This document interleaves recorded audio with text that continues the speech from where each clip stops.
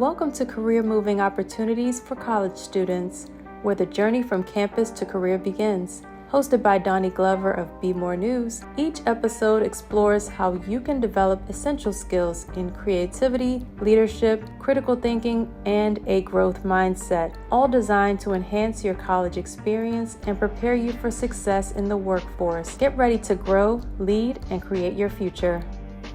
Okay, we'd like to welcome you to the show. We have Marsha Jews. What is your title, Marsha? Marsha Jews does everything that needs to happen. So she's the CEO of WKIM Media Network, and she's got all kinds of fluff up in the air. I don't know what all that is. But how you doing? Okay, and I'm fine. And your education? Yes, I attended Dillard University. Okay, so today, Marsha, we're talking about critical thinking and how important that is to being a professional. That's interesting. So how do you use critical thinking in your decision making in running your news outlet? You know, I have these big sheets of paper. They're probably 36 by 24, and they stick on my wall. And I literally, when I come up with concepts or problems, I literally go to those sheets and I put them back up and work through whatever that problem was. And if it requires somebody that I need, because I have people such as yourself that are my circle of influence, and you have to have a circle of influence, people who can help you navigate things or help you with the heavy questions. Sometimes you need somebody to help you talk it through. So I use that. I heard you say, one, in terms of critical thinking, sometimes you have to write down what the issue is, write it down. Correct. And then secondly, that's huge. That's huge. Write it down, and then also have a team of people you can bounce it off of. I call them my circle of influence, and they are at the ready to assist me if I have to navigate something. And just a couple of weeks ago, I had an experience, and I wanted to make certain that what I was doing and saying was appropriate in how I was doing it. And I couldn't be emotional. I needed to be strategic in that conversation. And too often, if something occurs, we're being sensitive sometimes because of how we receive what somebody is saying to us. And I have to really sit with myself when that happens. And I got on the phone literally this morning and called one of my mentors. And we were on the phone for about an hour and some few minutes. And there's a whole circle of these people who are around me that are willing to be able to assist. And I suggest that you think about that, because there are people who are close to you that can give you information. Sometimes we just need to ask the question. Sometimes we just need to be in that circle to say something, and they're walking in love. So you don't have to be afraid. You don't have to let your ego get in the way. You've got to put that ego, check it at the door when you call these people to give you that assistance. And I do that on a regular basis. Like I said, I was on the phone this morning calling somebody. I hadn't talked to her in maybe 6 months. But that conversation was what I needed to hear today. I needed to hear that. And literally, quite frankly, I'm going to be straight up with y'all. I was sitting on the phone crying because what she was saying to me was something that I forgot about, that part of me. That, Marsha, you have done these things. You do, and you can't. And so we went through this whole conversation, which was so powerful. But that woman is a trusted source. She's going to tell me the truth. whether I want to hear all of it or not. But I walk away with some serious, it's like having my own PhDs on the telephone. And that's the power. Those relationships are critical. And I have them in different places in this country. So you might want to consider that. And I know you have people who are in your circle of influence, Donnie. Right? So these relationships, we go to networking events and we meet people. I'm hearing you say rub elbows with people who are smarter than you. And that's okay for me. I want to be around people who are very smart, and I want to be around people who are going to tell me the truth. They're going to see me, see my flaws. And this morning, she was like, girl, what you need to do is go sit by yourself and be still. And I was like, I don't know how to be still. Well, you need to figure out how to be still. And I didn't want to hear that. Go be still. But what do you mean, go be still? But if you could look in front of me, you would see this big 18 by 20 something piece of paper with all the little notes I got on top of it right in front of me on my wall behind my computer. Was there anything you had already and I'm written not finished with what there were a couple of things. However, no, there were a couple of things. But let me tell you something. Those couple of things had been so pushed back so far in my brain, I hadn't thought about it in a long time. I needed to resurrect that. So sometimes we have it already in our memory banks. We just need to be reminded and pull it out. And the reality is, get yourself a book, a notebook, so that you can write. I don't have it with me, but I have little notebooks. I get them from the dollar store, the 5 and below, and I can take little notes and I just use them. I'll see if I had one here close. I do. Here it is. Here's my little book, and I get them at the dollar store, and I got all kinds of information. And you can get tons of them. They're cheap. I'll tell you, Mr. Raymond B. Haysbert Sr., the Dean of Business. Oh, yes. He used to carry around a notebook. And I was trying to reach for my composition book. They're only $1. And I can tell you, I easily have dozens around this house, around my office, dozens of notebooks that I've taken notes down. And you know what? From time to time, I go back and review them. Names I haven't seen in years. Yes. So what advice would you have for a newbie, a new professional when it comes to critical thinking? Somebody who may not even have a network. First, I suggest that you make certain that you have a couple of people who can be your mentors. People that you trust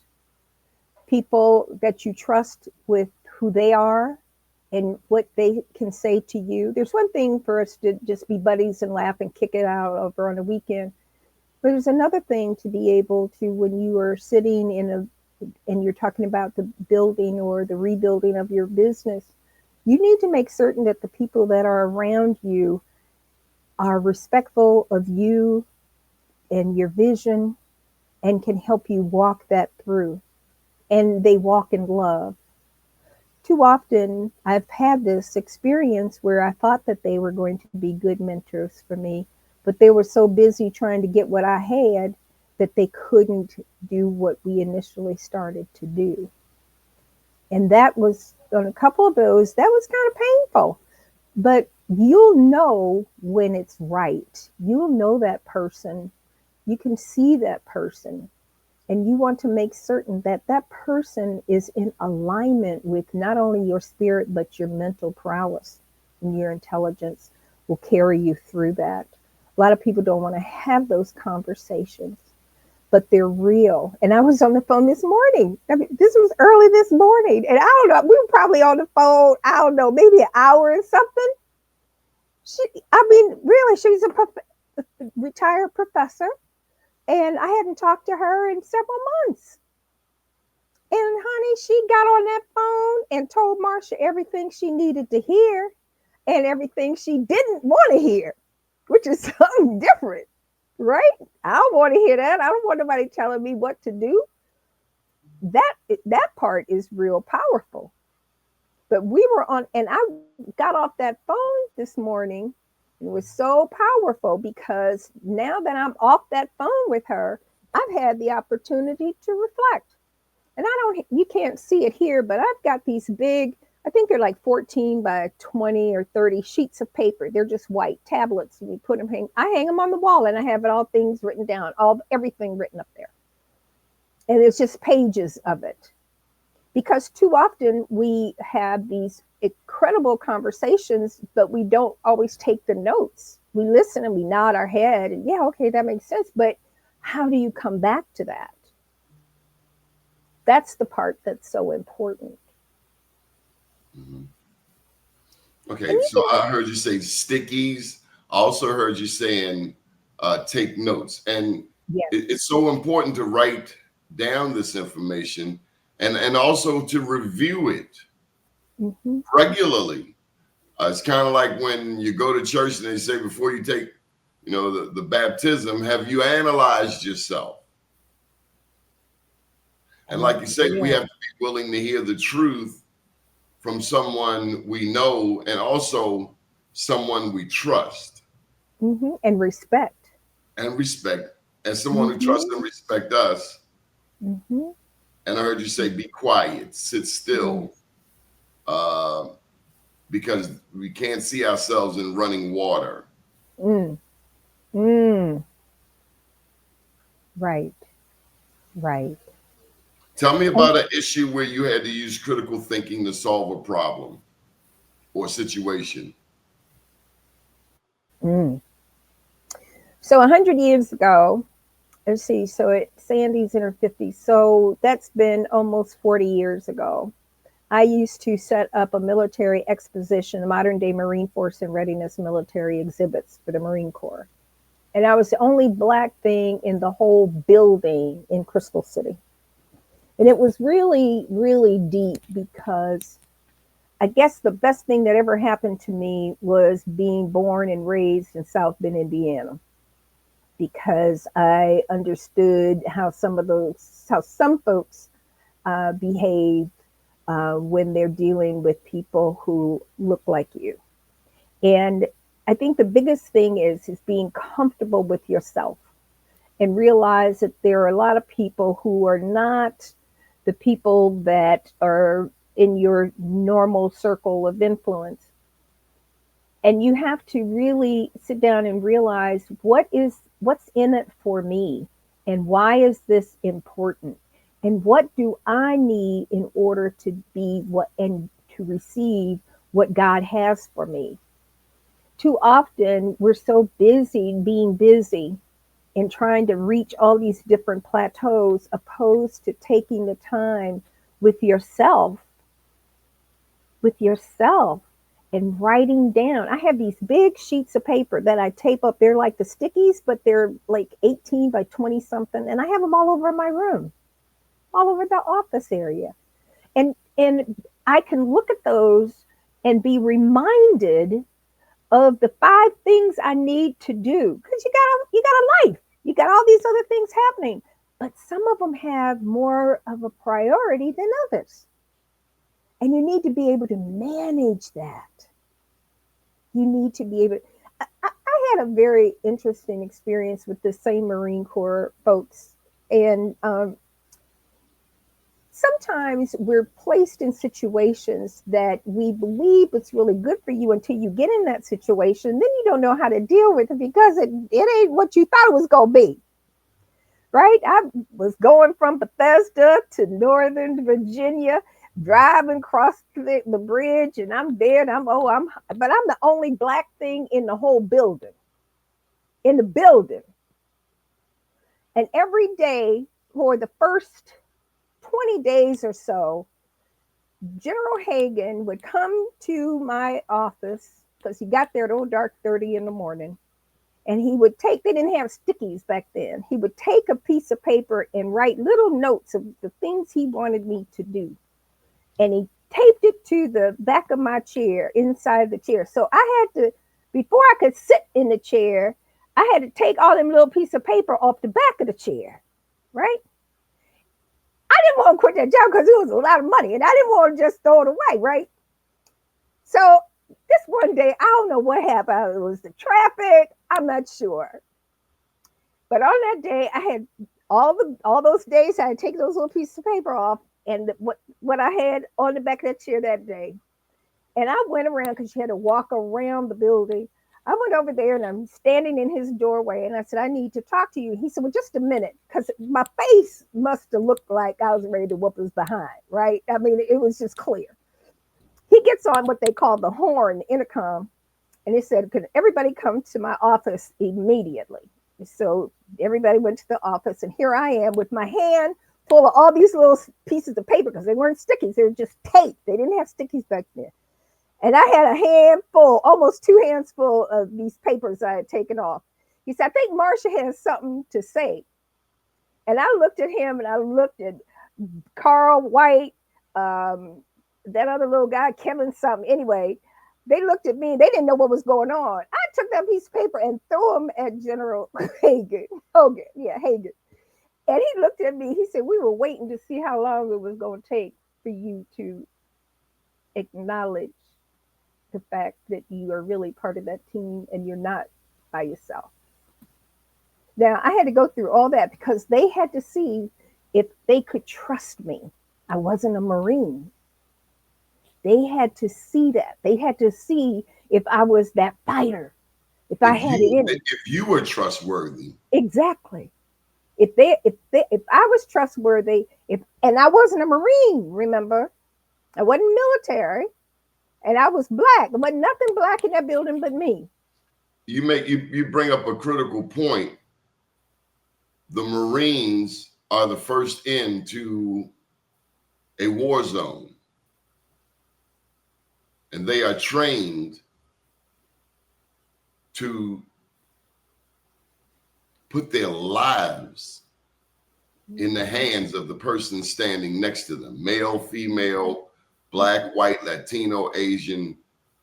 You are depending, your life depends on the soldier next to you, and the soldier next to you, vice versa. Yeah. They're depending on you. Exactly. You're depending on them. That's and not a business deal, not a thesis, a dissertation, not a project, your life. Life or death. Life or death.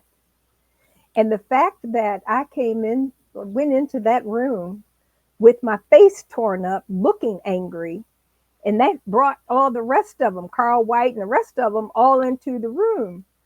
And he said, Marsha, tell them what you just said to me. And I threw all those little pieces of paper I had balled up and threw them at the general. He's retired now. He was retired. I threw them at him. I said, don't you ever tape another piece of paper on my chair. And they started laughing. They said, we were just waiting to see how long it was going to take you to take all that mess off your chair. Almost like, right or wrong, like the hazing process. No question. If you're pledging to a social organization. Mm-hmm. Mm-hmm. It was deep. And then we went across the street, got something to drink and eat and partied and went on about our business and we were good. But to go through that, and I was living good up in Bethesda. I didn't want to get fired or lose my job. So relate that to critical thinking.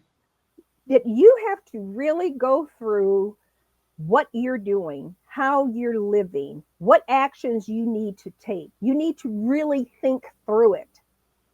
Critical thinking is that you take the time to analyze what the problem is or what a problem could be.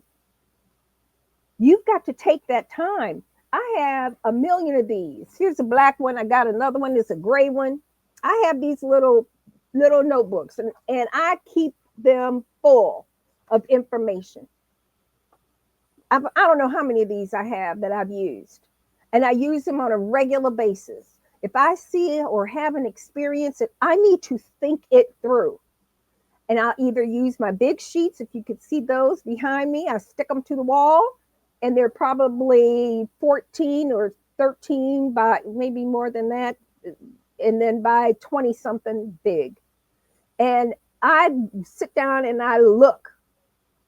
I'm looking right now what I've got, a thing I got to do for October. I got a thing I got to do for Thanksgiving, and what's going to happen and who I'm going to help and what I need to be able to do. I have it all in front of me. I got a whole new business I want to start. It's all up there. It's got its own little corner. So that's all we have time for, Marsha. I just wanted to thank you for helping our students. So I got most talkative in high school. So there you go.